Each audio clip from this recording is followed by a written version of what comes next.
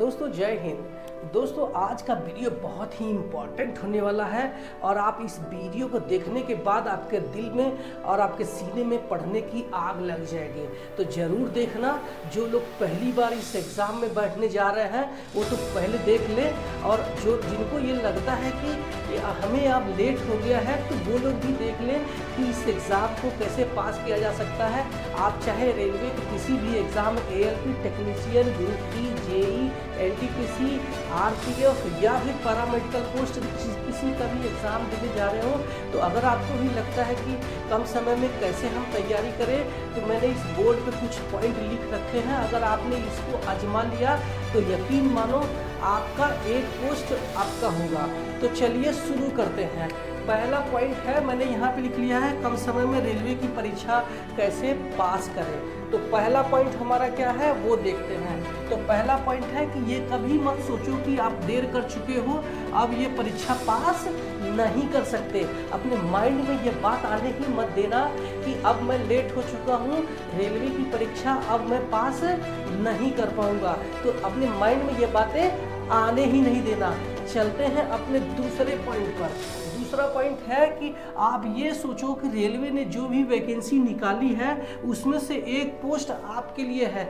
आप जो है ये बात अपने माइंड में बिठाओ कि रेलवे ने जो भी वैकेंसी निकाली है वो उसमें से एक पोस्ट मेरी है, यानी आपकी है।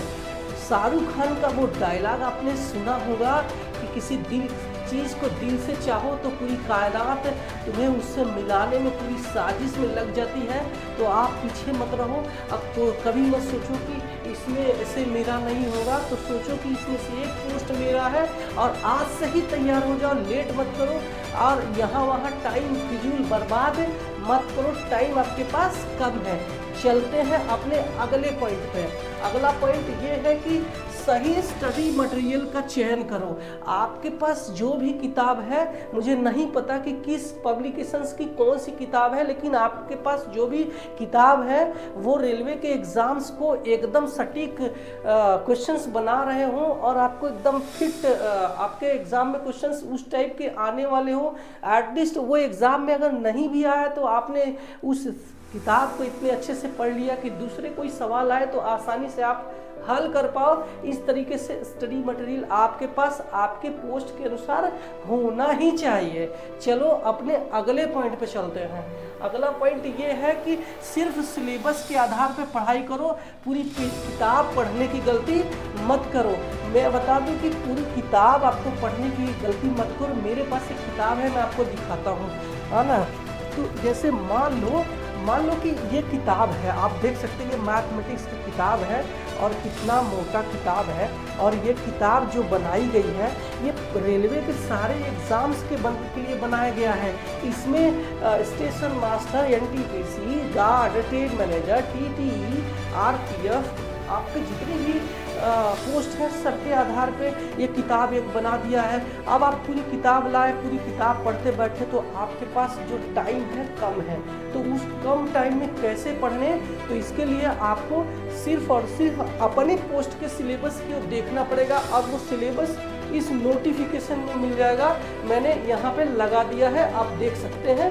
इस नोटिफिकेशन को जब आप स्क्रॉल करेंगे तो हर एक सब्जेक्ट का आपको सिलेबस मिल जाएगा। सिर्फ आप उसी सब्जेक्ट के इस सिलेबस को फोकस करो और सिर्फ उतना ही पढ़ो, बाकी चीज़ को साइड में डाल दो। चलते हैं अपने अगले पॉइंट पे। अगला पॉइंट हमारा ये है कि मैथमेटिक्स रीजनिंग को प्रैक्टिस करो और सामान्य विज्ञान और सामान्य ज्ञान को पॉइंट टू पॉइंट याद करो और अपना कोर्स कम से कम 3 बार कंप्लीट कर लो। यानी कि जो मैथमेटिक्स और रीजनिंग है ये याद करने की चीज़ नहीं है, इसको हर बार प्रैक्टिस करो।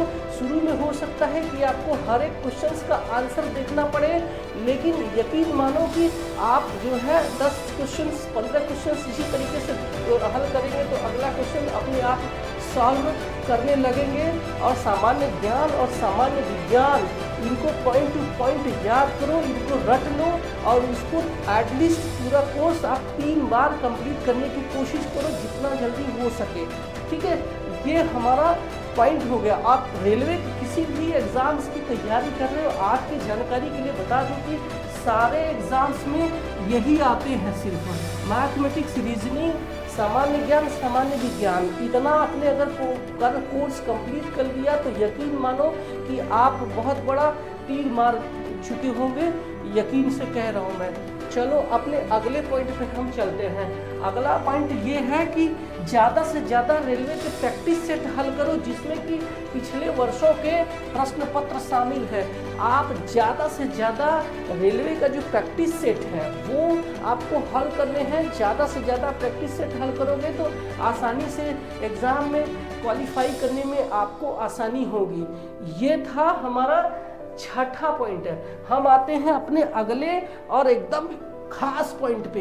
एग्जाम हॉल में जब जाना तो कभी भी गलत प्रश्न करने से बचो, जिससे कि नेगेटिव मार्किंग से बचकर परीक्षा को पास करने में आसानी होगी। जब भी आप एग्जाम में जब जाते हो तो रेलवे के आने वाले जितने भी एग्जाम है तो उन सब में निगेटिव मार्किंग रहने वाली है, और निगेटिव मार्किंग के माया जाल से आपको बचना है।